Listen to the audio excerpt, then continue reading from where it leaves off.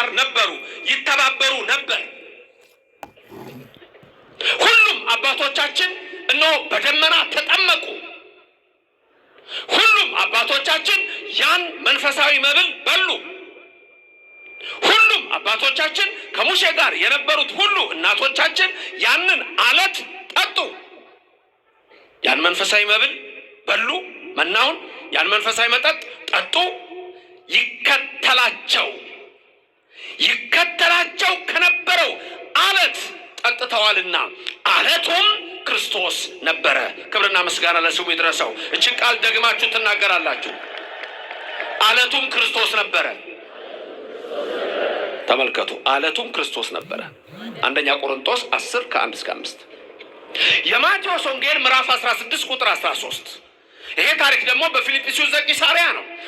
በፊልጵስዩስ ዘቂሳርያ ኢየሱስ ክርስቶስ ምን ብሎ ጠየቃቸው ደቀ መዛሙርቱን? ሰዎች ማን ነው የሚሉኝ?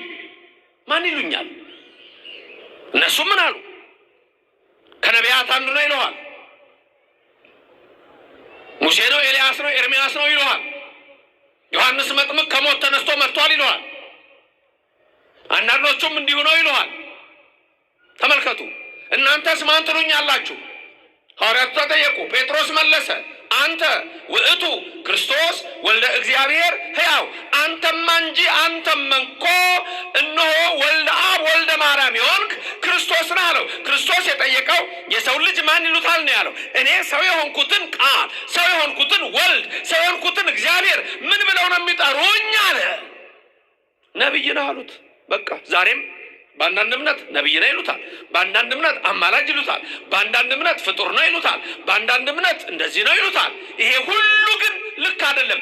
እናንተስ ማን ትሉኛላችሁ የተባሉት የኦርቶዶክስ ልጆች እናንተ ናችሁ። ማን ትሉታላችሁ ከተባላችሁ እንደ ጴጥሮስ ነው። አንተ እግዚአብሔር የእግዚአብሔር ልጅ ነህ፣ አንተ እነሆ አምላክ ወልደ አምላክ ነህ። የኔና የእናንተ መልስ ይሄ ነው። በእኔና በእናንተ ቤተክርስቲያን ኢየሱስ አምላክ ነው፣ ንጉሥ ነው፣ ጌታ ነው። በዛም አይበቃም። የጌቶች ጌታ፣ የነገስታት ንጉሥ፣ የአማልክት አምላክ፣ የኃያላን ኃያል፣ የቅዱሳን ቅዱስ፣ የክቡራን ክቡር፣ የልዑላን ልዑል፣ ሰማይን የዘረጋ ምድርን የመሰረተ እርሱ እግዚአብሔር በኋላ ዘመን ከድንግል ተወልዶ የዕዳ ደብዳቤያችን የሰረዘ እሱ አምላክ ነው። ክብርና ምስጋና ለእግዚአብሔር ይድረሰው። ልዩነታችን ይሄ ነው። ቅድም ምንድን ያለ የማያምኑ ስለሆኑ በምኑ ይሰናከሉበታል? በምኑ ነው የሚሰናከሉት? በቃሉ ነው። በሌላ ይሰናከሉ። ቃሉን እያነበቡ ነው የሚሰናከሉት።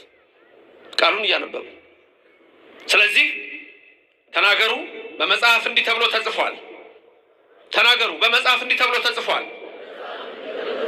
እነሆ የተመረጠና የከበረን የማዕዘን ራስ ድንጋይ። ምን አይነት ድንጋይ? የተመረጠ። ምን አይነት ድንጋይ? የከበረ የማዕዘን ራስ ድንጋይ የተባለው ኢየሱስ ነው። ጴጥሮስ ያንን ሲናገር በፊልጵስዩስ ዘቂሳርያ ጌታችን በልብ መታሰቡ በቃል መነገሩ ከፍ ከፍ ይበልና ምን አለው? ጴጥሮስ ይህን የገለጠልህ ስጋና ደም አይደለም አለው። ክብርና ምስጋና ለእግዚአብሔር ይድረሰው። ስጋና ደም ይህን አልገለጠልህም፣ ይህን የገለጠልህ በሰማይ ያለው አባቴ ነው። ይህን የገለጠልህ የባሕርይ ሕይወቴ መንፈስ ቅዱስ ነው ብሎ ክርስቶስ ጴጥሮስ ምን አለው? አንተ አለት ነህ አለው። ስምህ ኬፋ ሳይሆን ጴጥሮስ አለት ተብሎ ይጠራል አለው። በዚች አለት ላይ ቤተክርስቲያን እንሰራለሁ አለው። አለቱ የማዕዘኑ ራስ የተመረጠው የከበረው ኢየሱስ ነው። በኢየሱስ ላይ ነው እቺ ቤተክርስቲያን የምትሰራው። በዚች ቤተክርስቲያን ያደረገን እግዚአብሔር ስሙ የተመሰገነ ይሁን። ከማን ነው ስጋ የሆነው? ከማን ነው ሰው የሆነው? የከበረውን የተመረጠውን ራስ ድንጋይ የት ነው የማኖረው? በጽዮን። ክብርና ምስጋና ለእግዚአብሔር ይድረሰው። በየት አኖረዋለሁ? ጽዮን ማለት ምን ማለት ነው? ጽዮን መጠጊያ። ለምሳሌ አንዳንድ ሰዎች ምን ይላሉ? እክትዋ ለጽዮን ወቀፈዋ ይላል። ወቀፈዋ ዳዊት ጽዮንን ከበቧት እቀፏት ይላል። በሌላ ስፍራ ደግሞ እግዚአብሔር ጽዮንን እንደመረጣት ይናገራል። እስመ አርያ እግዚአብሔር ለጽዮን ወአብደራ ከመ ትኩኖ ማኅደሮ ዛቲ ይእቲ ምዕራፍየ ለዓለም። እነሆ እግዚአብሔር ጽዮንን መርጧታልና። እስመ አርያ እግዚአብሔር ለጽዮን መርጧታልና። ምን ብሎ ነው የመረጣት? ተመልከቱ፣ ምን ብሎ መረጣት? ማደሪያው ትሆን ዘንድ መረጣት። መዝሙር 86 ላይ ታገኙታላችሁ። ማደሪያው ትሆን ዘንድ መረጣት። ምን ብሎ? ለመቼ? ለዘላለም ማረፊያዬ ናት። ለዘላለም ድንግል ማርያም ወላዲተ አምላክ ተብላ የምትጠራው ለዚህ ነው። እመብርሃን ተብላ የምትጠራው ለዚህ ነው። የመረጣት እግዚአብሔር ነው። እኔና እናንተ አይደለም የመረጥናት፣ እግዚአብሔር ነው የመረጣት። በመኃልየ ሶሎሞን ላይ ምን ይላል?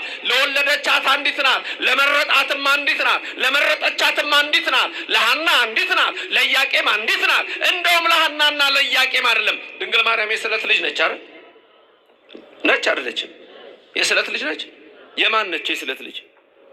ማን ነው መጀመሪያ የተሳለው? ማን ነው የተሳለው እሷን ለማግኘት?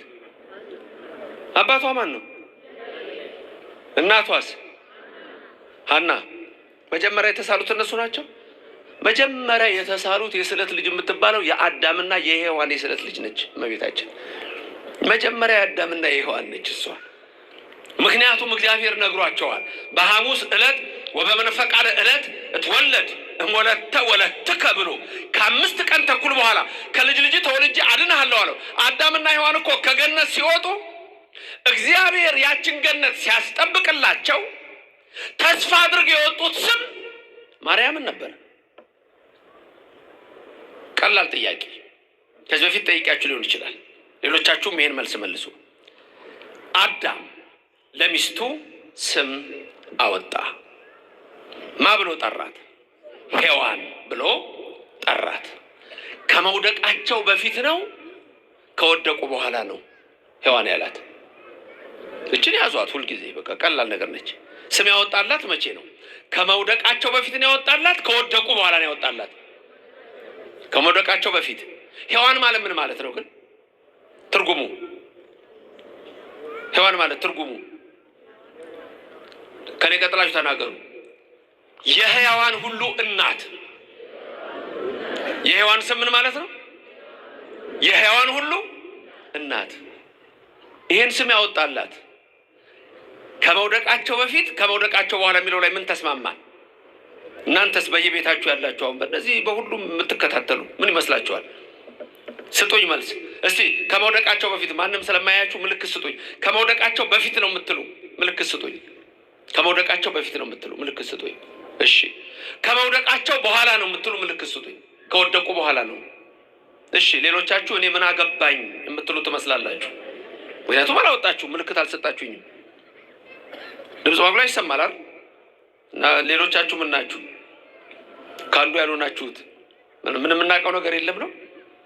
እሺ፣ ለማንኛውም አዳም ለሚስቱ ሔዋን ብሎ ስም ያወጣው ከወደቁ በኋላ ነው።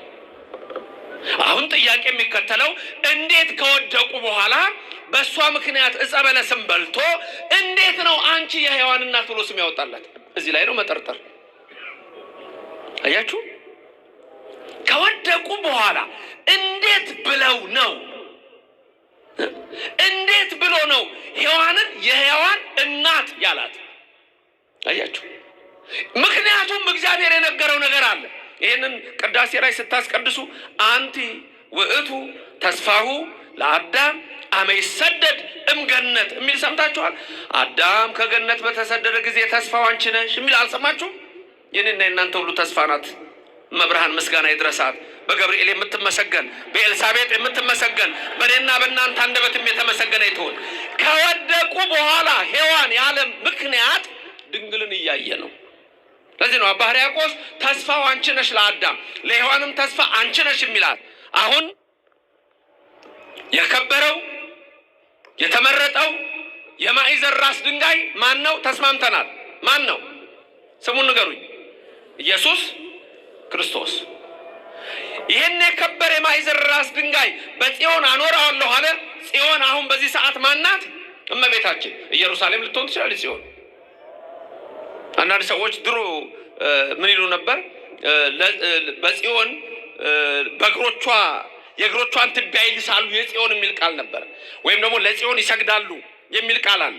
አሁን ይሄን ቃል ለድንግል ማርያም አይደለም የሚሉና እና ለምንድን ነው ሲባል እስራኤል ሀገር ጽዮን የሚባል ተራራ አለ ይላሉ። ምክንያቱም እነሱ የሚፈልጉት ምንድነው?